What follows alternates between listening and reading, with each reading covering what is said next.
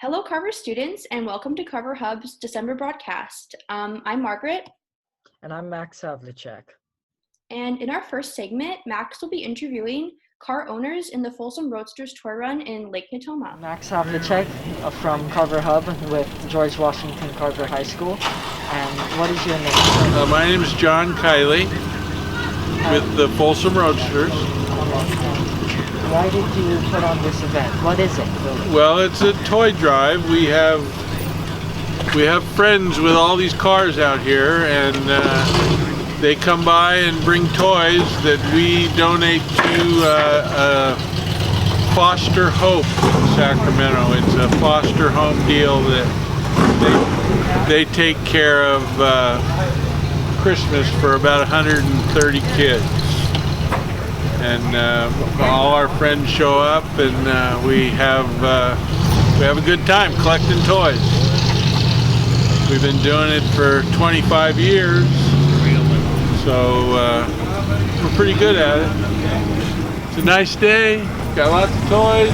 Like I say, our friends show up and they enjoy their cars and bring us a toy, and we love them. Hi, I'm Max Havlicek from Carver Hub, George Washington Carver High School. And I want to interview you about the car. Okay. I'm Bud McCoy. Everybody knows me by Budley.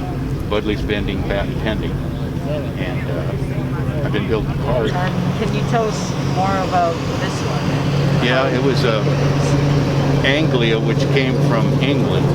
And I took the front section off. It was a 4-door Anglia. And then I put a Carmen Dia top on it. And that's a nose cone off of an airplane. And that's all chromoly tubing. And I built the whole thing myself. I built the chassis, built the motor, did all the welding, all the riveting. Did you come up with the idea to make it like this? Yeah, because in the early days, in the early 50s, the dragsters all had a little body on them. And everyone's a little bit different looking. And I always liked that. So being a drag racer, I wanted to build something that looked like that for the street.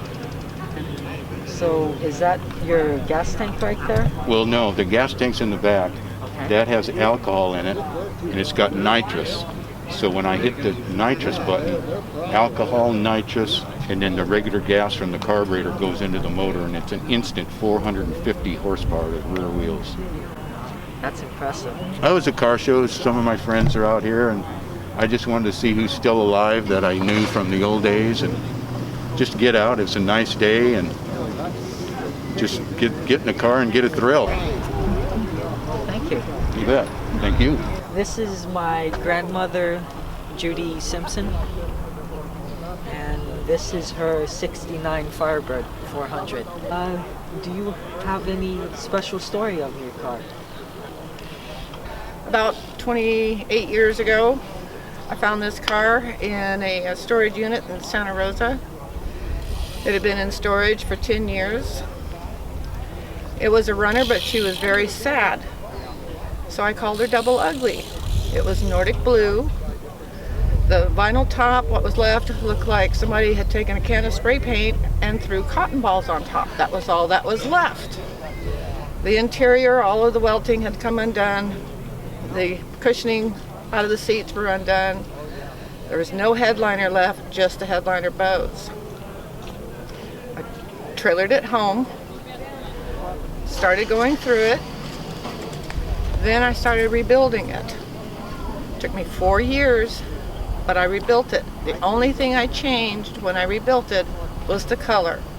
I did not want Nordic blue. I wanted something that said it was mine, so I changed the color. But everything else has been built right back to 1969 showroom floor, like it was from the factory. Number matching car.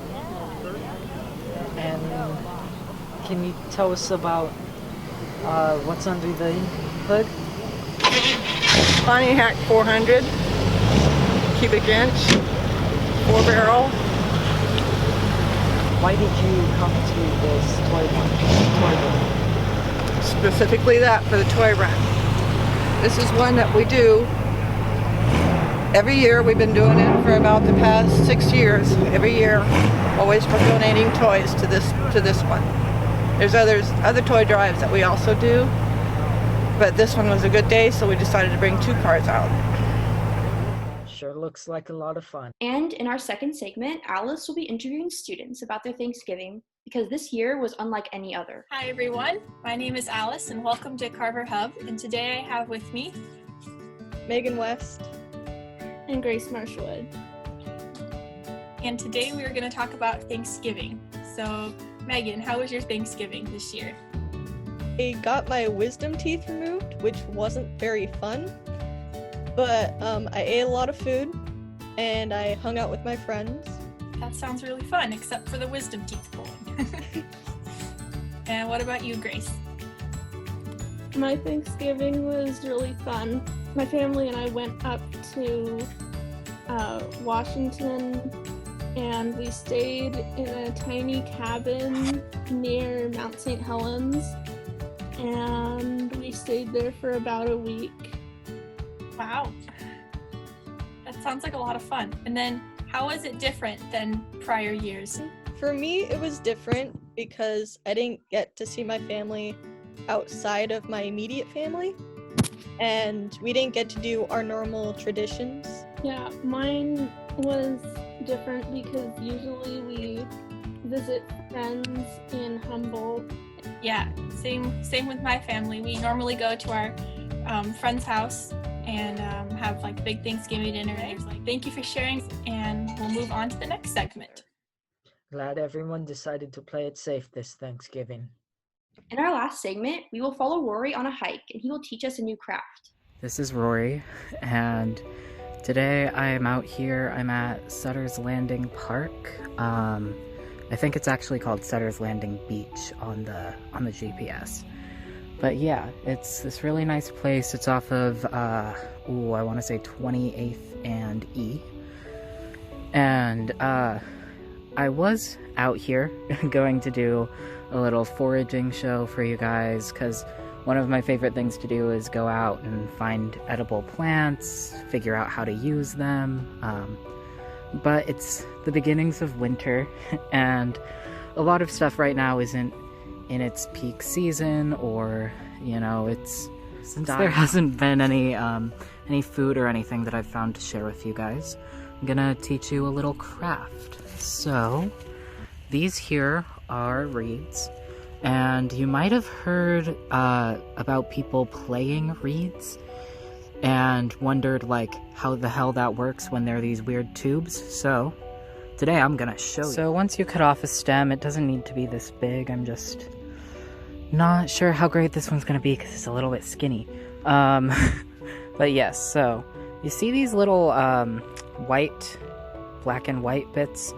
You're gonna want one of those to end up in the middle of your whistle. So I'm gonna cut it and then show you. So as you can see, I've cut it down so that this little black and white connective bit is pretty close to the center. I mean, it doesn't have to be dead on or anything. And I've just cut it straight. I don't know why people think that you need to cut it at an angle, but it's better if you cut it straight. Have you seen those like weird 20s videos of people smoking like the long cigarette?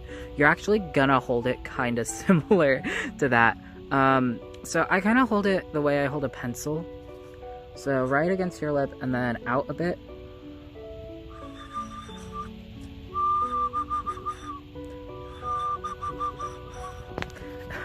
And you can see that it's not perfect. You have to mess around with it quite a bit to get it to actually land the note that you want.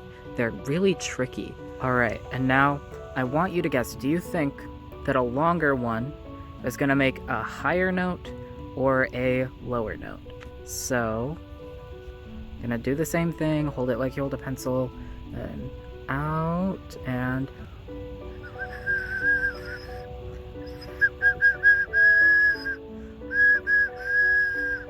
so you can hear it's actually a higher note.